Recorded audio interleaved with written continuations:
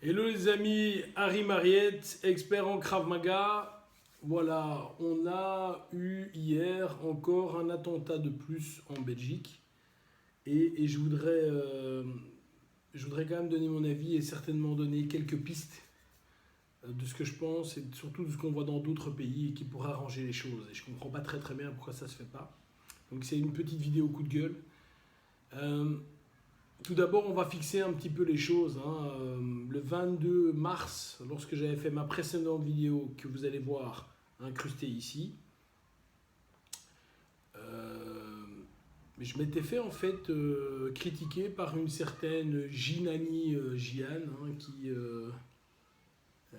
comment dire, était ou se trouvait plus catholique que le pape et trouvait que Jamila Jinan, sorry, Jinan, voilà, qui trouvait qu'en fait j'étais simpliste et raciste et profondément raciste, évidemment, profondément raciste. Bah oui, parce que malheureusement j'osais mettre. Donc la vidéo est là, hein, vous la regardez. J'ai pas le sentiment que c'est raciste, mais bon, ok. J'osais pointer du doigt ce que je pensais, donc effectivement j'étais raciste, voilà. Euh, J'expliquais en gros dans la vidéo que les gens ne viendraient plus de l'extérieur pour faire des attentats, mais que les gens étaient à l'intérieur, que. Enfin, regardez la vidéo, regardez-la. Et je vais également mettre maintenant le post, comme ça vous voyez ce que ma copine Jamila avait mis à l'époque. Et vous verrez que malheureusement j'avais raison. Je voudrais quand même faire ceci. Depuis le 22 mars, il y a eu quelques attentats. Donc il y a eu le 22 mars, il y a eu Londres évidemment. Il y a eu Stockholm, hein, où un camion de livraison a foncé dans la foule. 4 morts, 15 blessés. Il y a eu les Champs-Élysées, un policier abattu.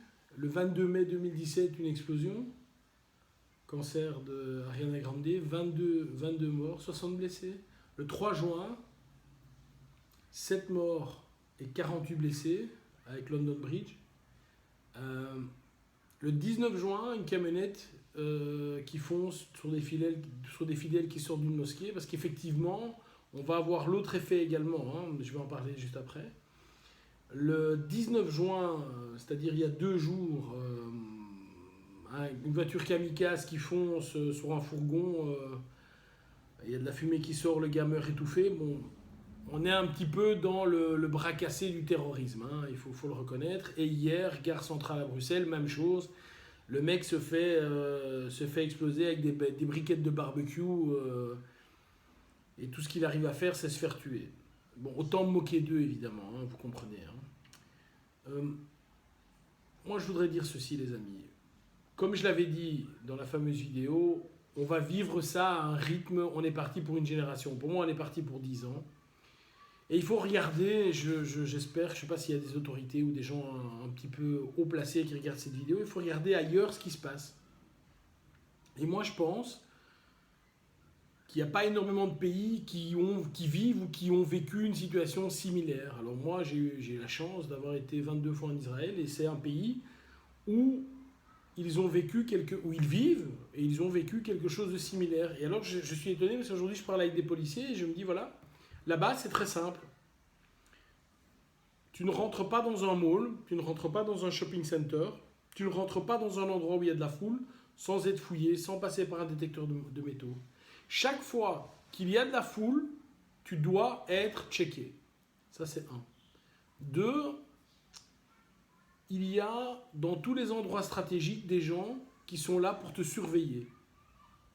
Des gens sont là pour te surveiller. Il y a un système de visioconférence qui est vraiment, de vidéosurveillance, excusez-moi, qui est vraiment optimum. Et encore une fois, j'entends les gens qui vont dire oui, mais ma liberté, blablabla, mais ma sécurité va faire que je vais perdre quelques libertés, bien sûr. Et je suis prêt à les perdre. Moi, j'ai pas de problème, les amis. Vous pouvez regarder ce que je fais, où je me déplace. Vous pouvez me demander mes papiers, vous pouvez me contrôler, vous pouvez faire tout ça. Moi, personnellement, ça ne me dérange pas trop. Ça ne me dérange pas trop. Ce qui m'ennuie, c'est que voilà, c'est la seconde vidéo que je fais. Je ne vais pas en faire 2000, mais c'est la seconde vidéo que je fais et je vais redire les mêmes choses. Alors, je vais quand même essayer d'être constructif et de donner des pistes de solutions. Pour moi, il y en a vraiment 3. La première piste, il faut une répression et un contrôle, comme je l'ai cité. Contrôle avec tous les outils qui sont possibles, hein, contrôle du net, contrôle en vidéosurveillance, tout ce que vous voulez, contrôle physique, un contrôle. Alors je sais que la police ne sait pas tout faire, ben, il y a des entreprises de sécurité, etc.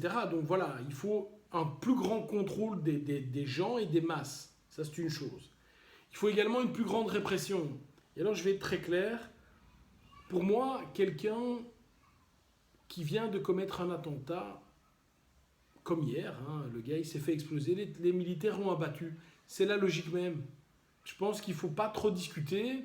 Oui, mais on aurait pu faire ceci. Non, effectivement, le gars doit savoir, s'il commet un attentat, bah, il risque effectivement d'attenter directement à sa vie en premier. Ça, c'est là.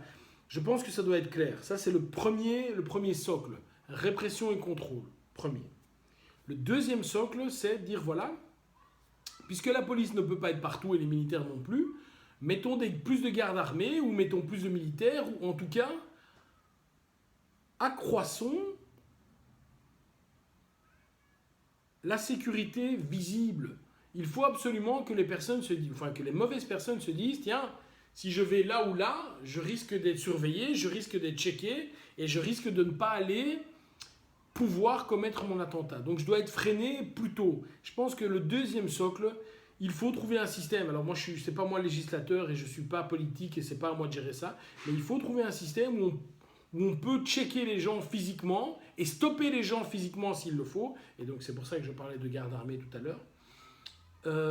Il faut pouvoir avoir la réponse directement. Voilà, ça c'est le deuxième point.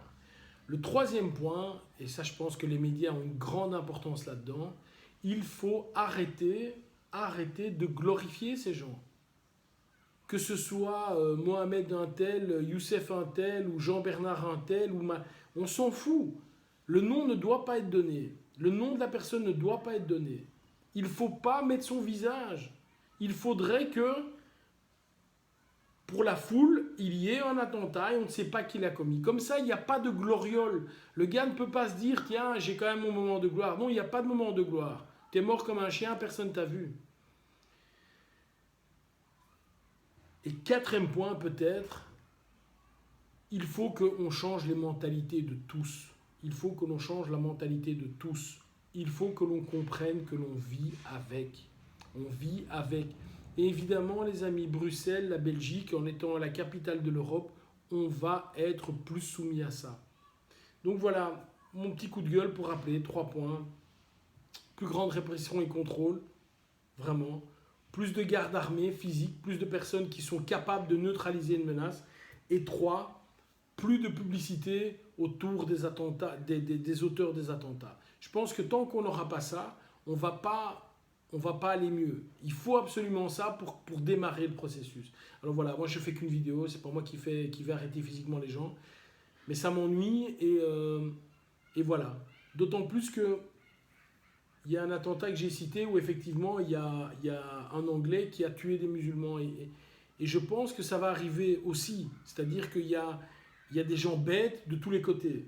Et il y a des gens bêtes qui ne sont pas musulmans, bien sûr. Il y a des gens bêtes musulmans, et des gens bêtes chrétiens, des gens bêtes de religion, enfin de toutes les religions du monde.